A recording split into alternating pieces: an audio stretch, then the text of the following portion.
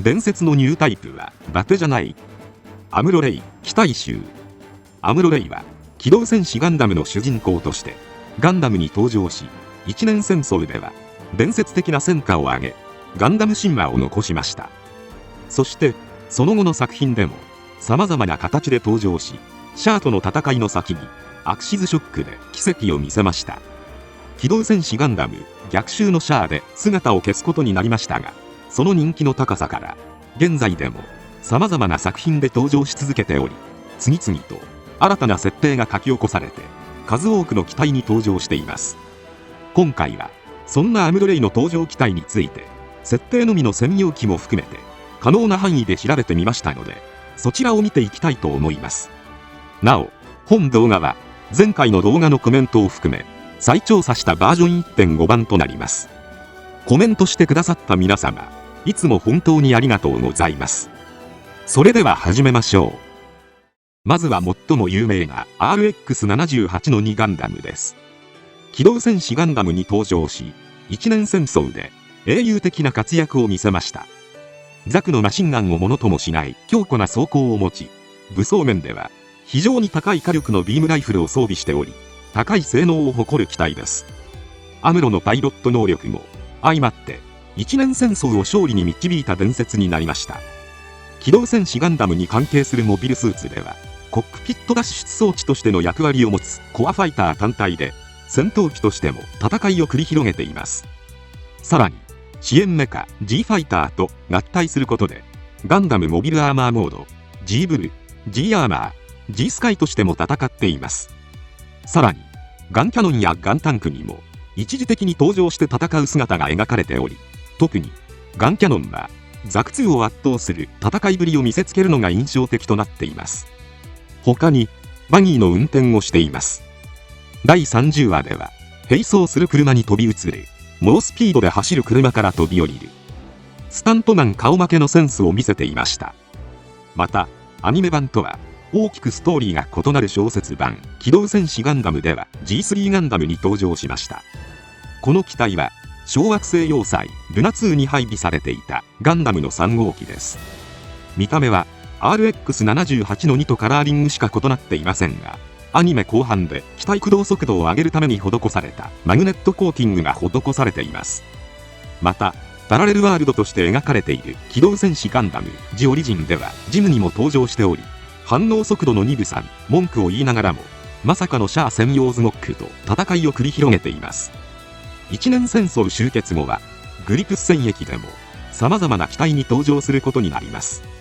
まずは輸送機です。機体の一つに含めることに違和感がありますが、アウド村のコックピットを狙うアッシマーめがけて特攻して撃退しており、アムロの強さを象徴しています。なお構想段階ではこの特攻でアムロは死亡するという案もあったと言われています。その後はリック・ディアスに登場しました。反地球連邦組織エウーゴの量産機であり、試作型のムーバブルフレームを採用した初の第2世代モビルスーツです。宇宙に上がったアポリー中尉が残したリック・ディアスに登場し、カミーユを指導しながらアッシマーを圧倒しています。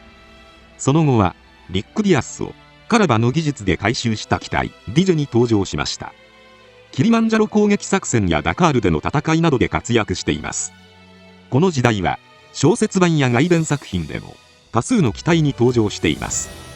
まずガンダムマーク2アムロ専用機です。こちらは2001年に発売されたプレイステーション2のゲームサンライズ英雄譚2に登場した機体です。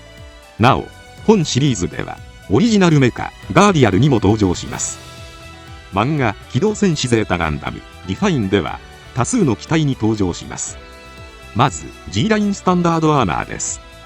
G ラインスタンダードアーマーは G ラインに戦闘継続時間の延長と戦線維持を目的とした汎用装備を施した機体であり、養成教官となっているアムロレイがシミュレーターで登場しています。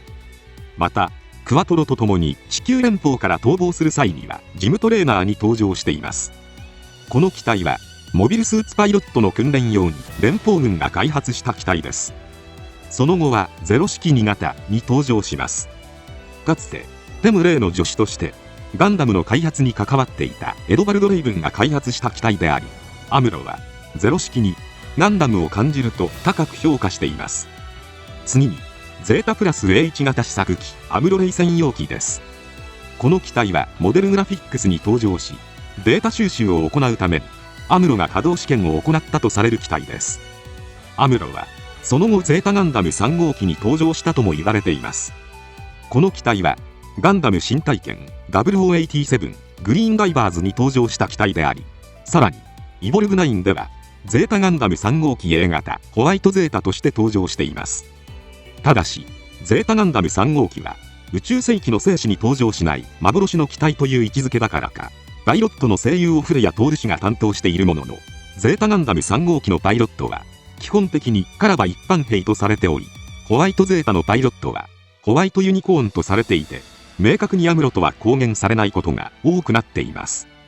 次にフルバーストサイコガンダムです。デジタルカードゲームガンダムトライエイジに登場するゲームオリジナル機体です。カラバがニュー香港で鹵獲したサイコガンダムをアムロ用に改修したとされる機体で、機体カラーも RX78 のような配色に変更されています。このようにグリプス戦役時は設定のみの機体も含めると多数の登場機が存在しますが、その後のネオジオン構想でも多数の機体に登場していきます。第1次ネオジオン構想に関しては機動戦士ガンダムダブルゼータ小説版でシュツルムディアスに登場します。リック・ディアスの突撃型火力強化型として改良が加えられた機体です。第1次ネオジオン構想の際に入手した機体とも言われます。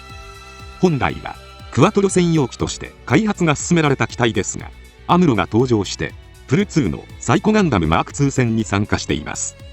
次にダブルゼータ NT ガンダムです。本機はゲームギャザ2004年8月号の機動戦士ガンダム G ストラテジーに登場しました。こちらは IF 設定のアムロ専用ダブルゼータガンダムとなっています。その後逆襲のシャアの世界である第2次ネオジオン構想の前にも様々なモビルスーツに登場します。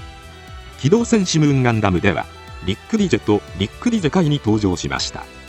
リック・ディジェはディゼを宇宙船用に改修した機体で、ティターンズ残党のジードアーズを苦戦しつつも撃破するなどの活躍を見せました。第2部においてはリック・ディジェ界に登場し、ネオジオンに占拠されたラーギルスのもとに駆けつけて毒ガスのボンベを排除するなどの活躍を見せています。なお作中ではアムロが要望した機体としてリガズイードが配備されていますが、結果的にシータプラスのパイロットサフィラガードナーの登場機となっています。さらにリック・ディジェ界が破壊された後はジェダにも登場しています。なお本作では構想中のニューガンダムも一瞬映っています。次に宇宙世紀0091を描いた漫画機動戦士 VS 伝説巨神逆襲のギガンティスに登場するメガゼータです。この機体はプロトタイプダブルゼータガンダムをグレードアップさせた機体で、ダブルゼータのようにハイメガキャノンを装備しているほか、いわゆるロケットパンチのような運用が可能なサイコミュハンドを使用可能です。木星のジオン残党軍が運用を企てている伝説巨神の調査のためにアムロとジュドーが登場した機体です。本作品はギャグ漫画と思いきや、ガンダムの世界の中に伝説巨神が溶け込むという形で2つの世界観が自然につながっているので、ガンダム聖史の一つとしても違和感がない内容に仕上がっている作品となっています。ただし現在は宇宙世紀年表との矛盾が生じるということでネタ漫画の一つとも言われています。次にミューガンダムです。この機体はゼータ計画のミューガンダムとは異なり、ゲーム機動戦士ガンダムアドバンスドオペレーションでゲームオリジナルとして登場する機体で、アムロ自ら設計に当たったガンダム系の最新試作機とされています。その後逆襲のシャアで描かれる第2次ネオジオン構想でも様々な機体に登場していきます。まず映画版逆襲のシャアではギガズイとニューガンダムに登場しました。ギガズイはゼータガンダムの低コスト化を図り簡易変形モデルとして開発した機体です。劇中ではフィフスルナでの戦闘でギュネイのヤクト動画を追い詰めるもサザビーには圧倒されてしまいました。ニューガンダムはロンドベル隊の要請を受けた地球連邦軍が発注した機体です。ブースターベッド通称ゲタで月面から帰還しては超長距離精密射撃で度肝を抜いて登場。サザビーとの激闘を繰り広げ、最終的にはニューガンダムのサイコフレームの強振効果とアムロのニュータイプとしての能力が相まって虹色の光とともに人知を超えた性能を発揮しました。逆襲のシャアの小説版の一つ、機動戦士ガンダムハイストリーマーでは、星野幸信氏が描いたデザインのジェダに登場しており、スイートウォーター内での戦闘後に消火作業を行う様子が描かれています。漫画及び小説機動戦士ガンダム逆襲のシャアベルトーチカチルドレンでは、ジェガンとハイニューガンダムに登場しました。ジェガンは破損したリガズイに代わって一時的に登場した機体ですが、レズン・シュナイダーにプレッシャーを与える描写が描かれています。ハイニューガンダムは作中ではニューガンダムと呼ばれている機体で、別の世界観のニューガンダムという位置づけの機体です。一方、シャーズカウンターアタックモビルスーツバリエーションの設定では、ニューガンダムの発展機として扱われている機体でもあります。なお、ニューガンダムの派生機には、ニューガンダム HWS 装備型やダブルフィンファンネル装備型など様々なプランがあります。設定上の機体ということで、一部ゲームでアムロが登場する姿が見られます。また、2022年4月にララポート福岡に設置された実物大の RX93FF ニューガンダムも存在します。アクシズ戦にアムロが本気で戦っていたらという設定の PV が公開されました。アムロとシャアの戦いは最終的にアクシズショックを引き起こし、アムロはシャアと共に宇宙世紀の歴史から姿を消すことになりました。このように宇宙世紀0079の一年戦争でRX78 ガンダムに登場して以降、様々な機体が描かれていますが、他にもアムロ専用機として作られながらも、アムロが登場することがなかった機体も存在します。まず、ガンダム NT1 アレックスです。アムロ専用機としては、特に有名な機体ではないでしょうか。アレックスは、機動戦士ガンダム0080、ポケットの中の戦争に登場しました。実際の開発スタートは宇宙世紀00798月であり、これはアムロがサイド7で初めてガンダムに乗り込んだ日の約1ヶ月前になります。そのためアムロ専用機というより、最終的にアムロレイ専用機として調整されたという機体です。ただ連邦軍はニュータイプとは何かというものを把握しておらず、見切り発車的に開発がスタートしたため、いかに反応性を高く追従性が高くするかという点を重視して作られています。そのため開発に携わった技術者に、こいつをまともに扱えるのは一種の化け物と言わしめています。クリスチーナ・マッケンジー中尉が調整を務めますが、戦闘に巻き込まれ、結局アムロの手に渡ることはありませんでした。なお、アムロ専用機ではありませんが、モビルスーツバリエーション設定では、ガンダムの強化プラン FSWS 計画において、アムロの戦果に着目したニュータイプ少数精鋭部隊向けモビルスーツとしてフルアーマーガンダムの開発が計画されています。次にピクシーです。機動戦士ガンダムクロスディメンション0079に登場した機体で、 RX78 ガンダムを地上での接近戦に特化した機体として開発されているので、地上での瞬発力は RX78 ガンダムを上回り、当時の地球圏最速と目されています。ホワイトベース隊のアムロレイの元に届けるべく、輸送任務を受けたアルバトロス輸送中隊がオデッサへ向かいますが、結局アムロの手に渡ることはありませんでした。次にギガズイカスタムです。機動戦士ガンダム逆襲のシャアモビルスーツバリエーションに登場し、ギガズイの発展機としてアナハイムエレクトロニクスによって開発が進められていた可変試作モビルスーツです。当初はアムロレイ専用機として開発されていたものの、アムロがニューガンダムの完成を急いだ結果、プランが棚上げされた機体とされています。他にもデザイナーの方がアムロの登場を想定してデザインされた機体 G5 も存在します。